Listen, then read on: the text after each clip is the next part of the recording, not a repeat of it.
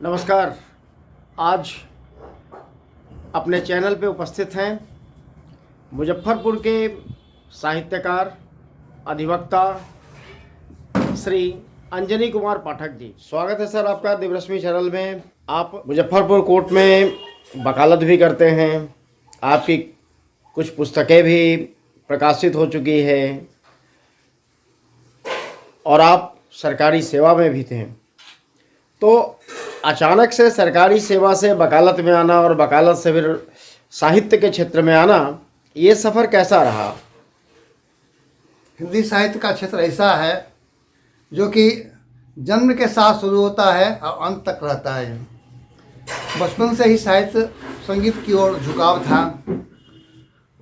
Retirement के बाद पूर्णतः लीन हो गए साहित्य के प्रति और हिंदी साहित्य के क्षेत्र में, खासकर गीतकार के क्षेत्र में मुजफ्फरपुर में एक हमारा भी नाम अन्य लोगों के साथ लिया जाता है। ये आपकी जो पुस्तकें प्रकाशित हुई है उसके बारे में कुछ बताएं। मुजफ्फरपुर के साथियों की इच्छा थी कि आपकी सारी गीतें यूट्यूब चैनल पर कलाकार साहित्यकार समूह में है, लेकिन कि पुस्तक के रूप में हो तो हमको पढ़ने का ही मौका मिलेगा। इसलिए गीतों की गुंज पुस्तक मैंने प्रकाशित किया और द्वितीय संस्करण भी बहुत जल्द आने वाला है और अमेजन पर भी लोग इसे प्राप्त कर रहे हैं और यूट्यूब चैनल पर भी हमारी कविता को तरन्नुम के माध्यम से लोग पढ़ सकते हैं। कुछ हमारे दर्शकों को भी अपनी कुछ रचनाएं सुनाएं तो बड़ा अच्छा होगा। तो सबसे पहले मैं यही चाहता हूँ कि चुनाव का समय है जी, और वोट का किसी को भी वोट दीजिए, लेकिन विचार कीजिए, उस पर मैं सुना रहा हूँ, एक निवेदन कर रहा हूँ। इंडिया में रहो या भारत में रहो, जो प्रत्याशी मिले जय श्री राम कहो, जो प्रत्याशी मिले जय श्री राम कहो। देश आगे बढ़े, देश उन्नति करे, जय श्री राम कहो, जय श्री राम कहो।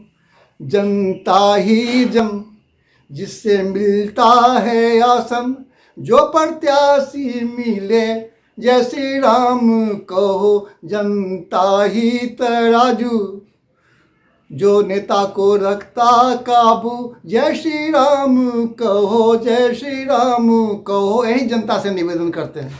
लेकिन आपकी इस कविता में आपने जो जय श्री राम का जय घोष किया है, तो इस नारे से तो कई पॉलिटिकल पार्टी के नेताओं के पेट में दर्द शुरू हो जाते हैं।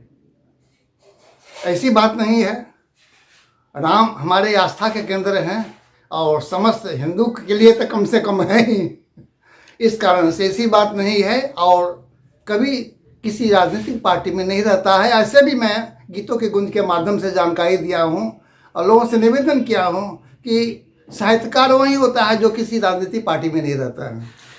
तो सरकारी सेवा में रहते हुए, सरकारी सेवा के बाद आप अचानक से ये साहित्य के क्षेत्र में आए और वकालत के क्षेत्र में आए, तो कैसे सामंजस्य स्थापित कर पाते हैं?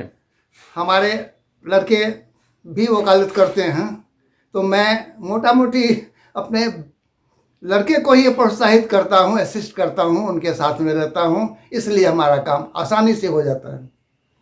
और साहित्य के लिए कैसे समय निकालते हैं? साहित्य के लिए यहाँ मुजफ्फरपुर में महीना में 3-4 कार्यक्रम होते हैं, रविवार के दिन होते हैं, इसलिए कोई अंतर पड़ता नहीं है। अब बाहर में भी कार्यक्रम में मैं जाता हूँ, तो गया, एक रात में गया, दूसरे रात के लौट के चला, ये सामंजस्य करके मैं चल रहा हूँ। कुछ और अपनी कोई अच्छी रचनाएं हैं तो वो हमारे दर्शकों को सुना दें। तो आजकल हमारे समाज में धोखेबाजी प्रवृत्ति काफ़ी बढ़ गई है। लोग एक दूसरे को धोखा देना शुरू किए हैं। उससे संबंधित एक रचना सुन लीजिए। कुछ कहते हैं करते हैं कुछ, ऐसे लोग भी होते हैं जो देते दूजे को धोखा, चैन की नींद ना सोते हैं, कुछ कहते हैं। क्या आपने संगीत की भी शिक्षा ली है क्या?